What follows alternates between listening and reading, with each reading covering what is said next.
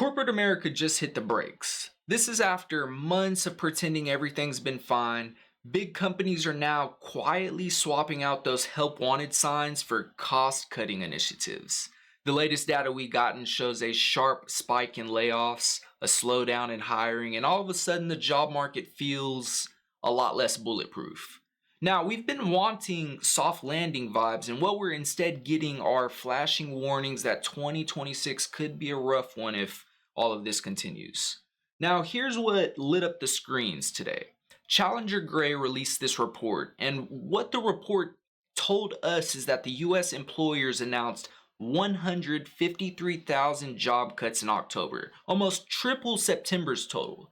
175% more than just a year ago, which is the worst October since 2003 and the highest monthly total since 2008.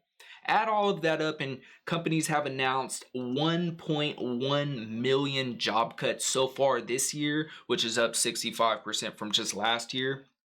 We see that warehousing has led the way with 48,000 planned layoffs. Tech then followed next with 33,000 job cuts, and management keeps calling it AI efficiencies and post-pandemic corrections. Andy Challenger summed it up saying, rising costs, softer spending, and AI investment are what's forcing the belt tightening across the board that we've been seeing. And then just a few hours later, Bank of America came out and they're like trying to calm everybody down. Whoa, everybody. It's not as bad as you think.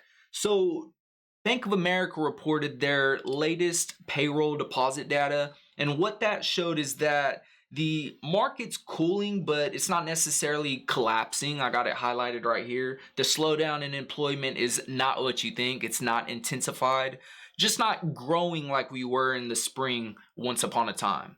The Chicago's Fed's model backed that up with unemployment sitting around 4.36%, barely changed from September, so the headline's nasty. Still, the forward momentum's fading fast. The Indeed Hiring Lab says job postings just hit their lowest level since 2021, down across nearly every single sector.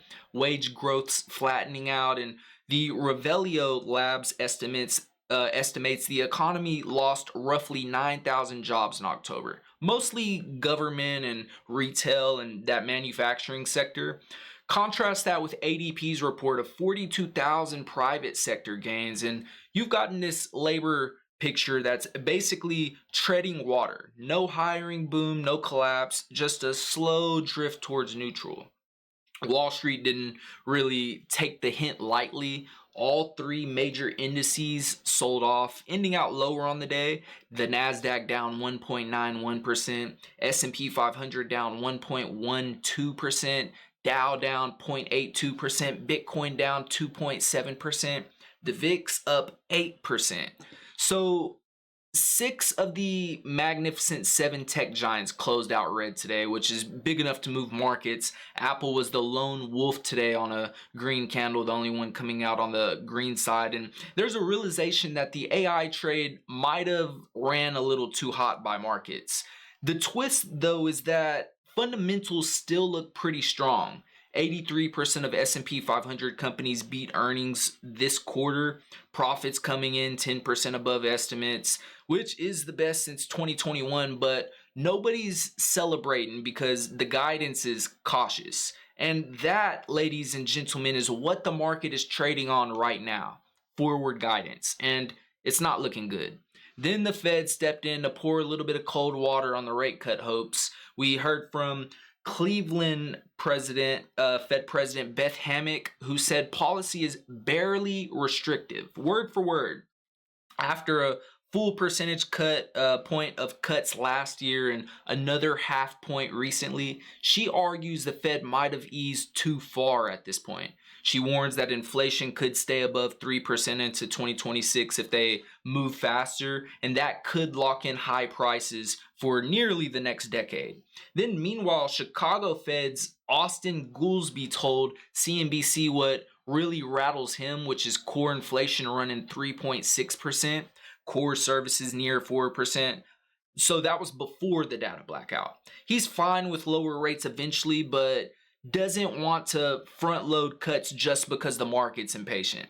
His bottom line is that inflation risks still outweigh recession risks, at least for now, and that sets up for the big checkpoint. That'll be November 26th. That'll be the Fed's Beige Book. So mark your calendars for that because that's what everybody's going to be watching. That's the Fed's on the ground survey from all 12 districts. If it shows hiring and demand sliding further, recession odds could potentially spike, but if it stabilizes out the soft landing narrative, that story survives a little bit longer. Now, markets moved on on all of this stuff today, and yesterday we seen that it moved down, but right now it's hovering around 69 after the job market data we've gotten, so it's up from yesterday's drop. Now, once we step back, the picture's pretty clear. Corporate layoffs are climbing at the fastest pace since the financial crisis. Job openings are shrinking, so good luck finding a job. We've been replaced by AI, y'all, and companies don't want to hire us. And consumers are cautious as a result. It's already expensive out there, prices are high, inflation, depending on who you ask, is high, and rates are still high. And the Fed's torn between inflation and that won't quit, and the job market's losing its altitude. So this is what a late cycle adjustment looks like. AI isn't crashing the economy, it's accelerating the reshuffle. Companies are trimming payrolls now so they can show cleaner profit margins next year. And that efficiency push will look great in Q1 earnings, but it also means fewer paychecks floating through the system, which will have effects of its own down the road. October's layoff surge is the loudest signal yet that the era of easy hiring is over. Whether, though, this levels out or turns into a real downturn, it really just depends on how long companies stay in this cost-cutting mode. Maybe it doesn't last forever, and what really matters for now is what the Fed does, both as far as what they do with the rates and what they hint at their next meeting. So for now, the markets are feeling a little jittery, like they've drink a whole gallon of coffee. The data's pretty messy and everyone's guessing which side gives first. In this case, is it jobs or inflation? I'll see y'all later.